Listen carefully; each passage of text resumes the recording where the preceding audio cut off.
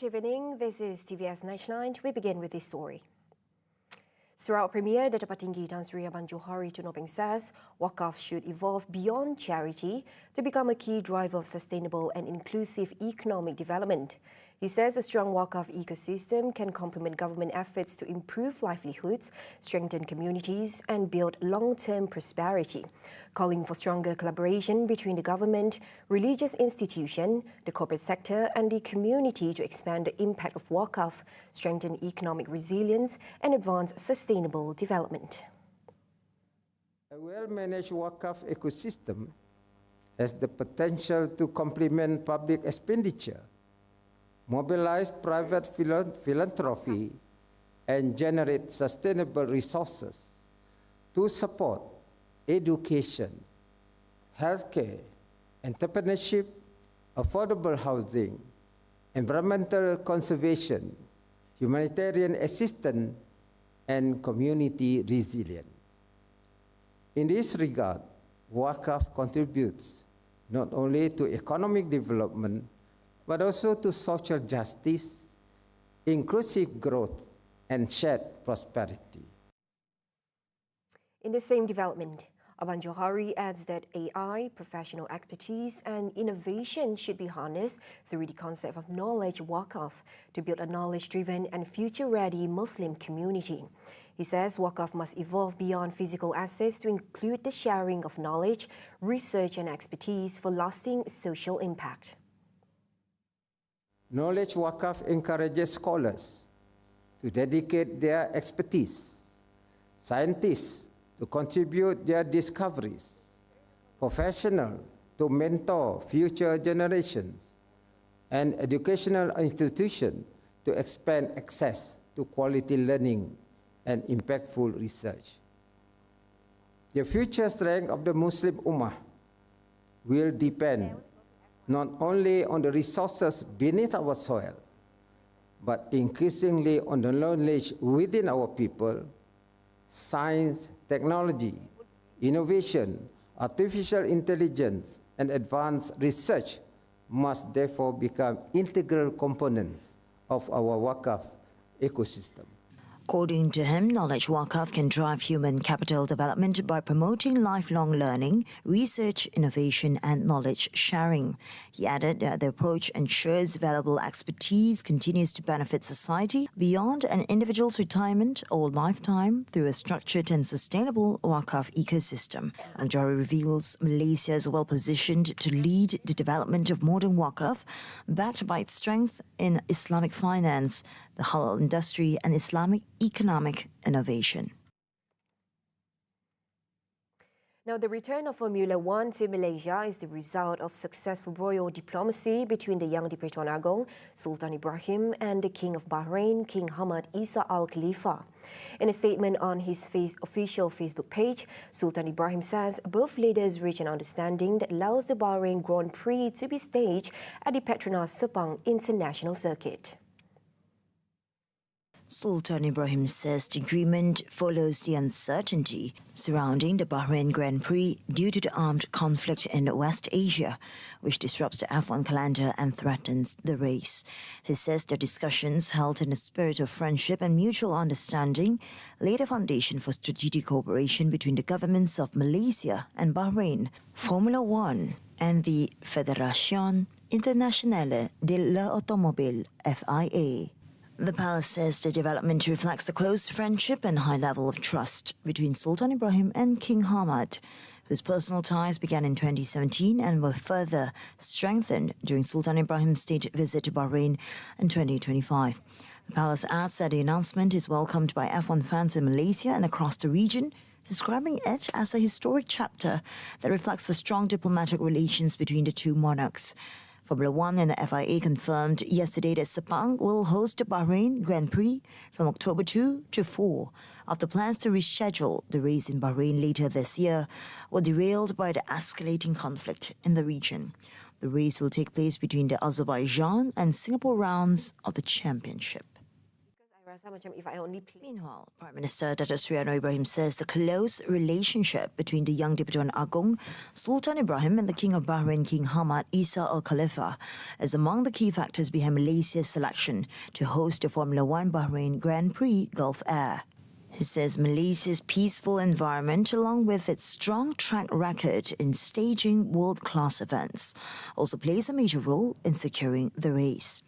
Anwar adds that Malaysia's reputation in the Arab world is further strengthened by its successful tenure as ASEAN chair last year, which is widely regarded as one of the region's best. Furthermore, he says only an estimated 16 million ringgit is needed to prepare the Sepang International Circuit for the event. He reveals that the FIA has also agreed to waive the $1 million hosting advance payment, reducing the cost of staging the race for Malaysia. Malaysia's immigration enforcement will not slow down despite overcrowded detention depots nationwide. Home Minister Datuk Seri Saifuddin Nasution Ismail says overcapacity is no excuse for easing action against foreign nationals who violate Malaysia's immigration laws.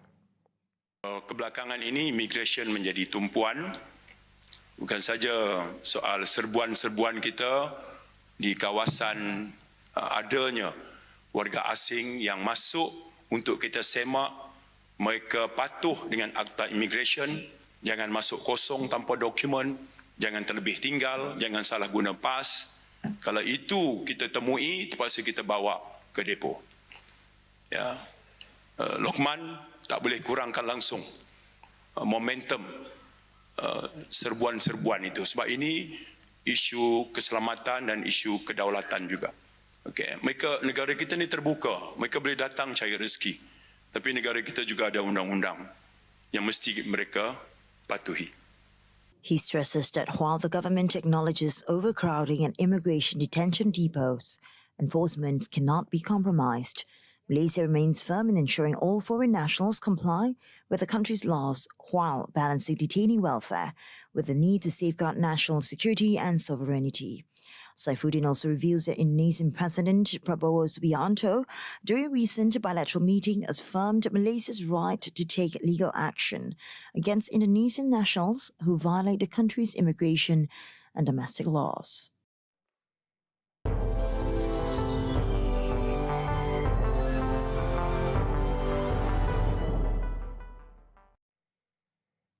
After weeks of escalating military action, there are signs of a temporary halt in the conflict between Iran and the US. While both sides hold back from new strikes, diplomatic efforts are resuming even as tensions remain high across the region. Cheryl Toh with more. Thank you, Handy. Iran and the United States hold their fire, providing a temporary respite for Gulf shipping and global oil markets after weeks of escalating military action. Tehran says it has halted retaliatory attacks against U.S. allies in the Middle East, while Washington indicates it is allowing more time for diplomatic engagement.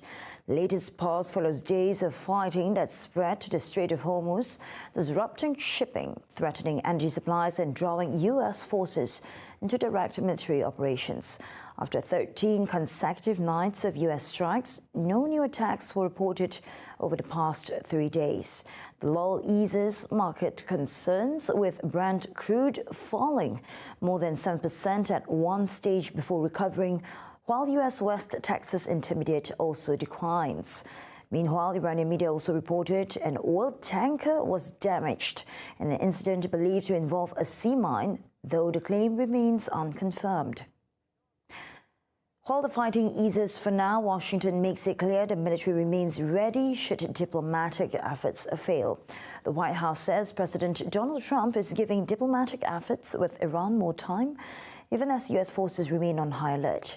U.S. Ambassador to the United Nations Mike Waltz says additional military assets have been deployed to the region, rejecting reports that the U.S. is limiting munitions due to supply concerns.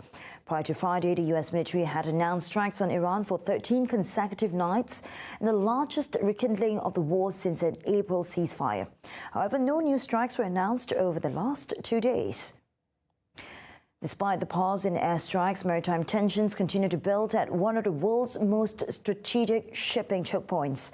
Iran's Revolutionary Guards Navy stopped 6 vessels attempting to pass through the Strait of Hormuz, using routes not approved by Iranian authorities.